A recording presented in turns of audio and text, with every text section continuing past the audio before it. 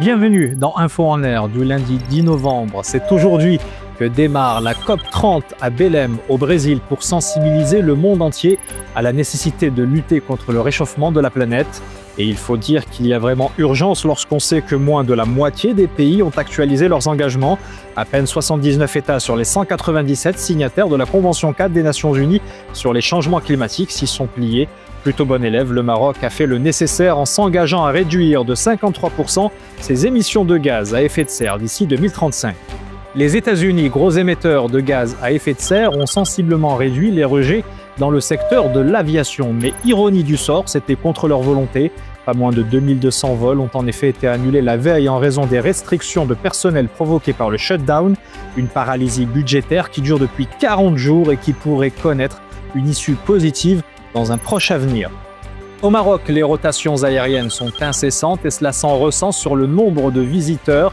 Sur les 10 premiers mois de l'année, le Royaume a reçu 16,6 millions de touristes, un chiffre record en progression de 14% par rapport à la même période un an auparavant.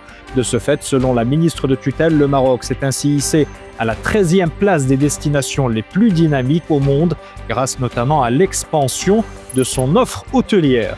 Certains de ces lauréats viendront renforcer les effectifs dans le secteur du tourisme. La nouvelle cité des métiers et des compétences de Dakhla Oued Dahab, fraîchement inaugurée, comprend notamment un institut spécialisé de l'hôtellerie et du tourisme. Il offre 500 places de formation sur les 1400 que compte l'ensemble de la CMC. Cette dernière propose une trentaine de spécialités comme l'industrie, l'agroalimentaire, le transport et la logistique. Et pour finir, la contribution du port Tangemed dans le développement de l'export dans la filière agricole.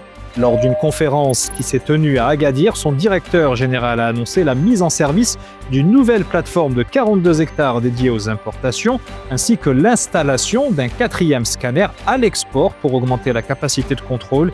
Il est aussi prévu d'étendre le port passager et roulier pour dépasser 1 million de camions par an. C'est la fin de cette Info en Air. N'hésitez pas à partager avec nous vos infos et vos vidéos à l'adresse qui s'affiche. D'ici là, portez-vous bien.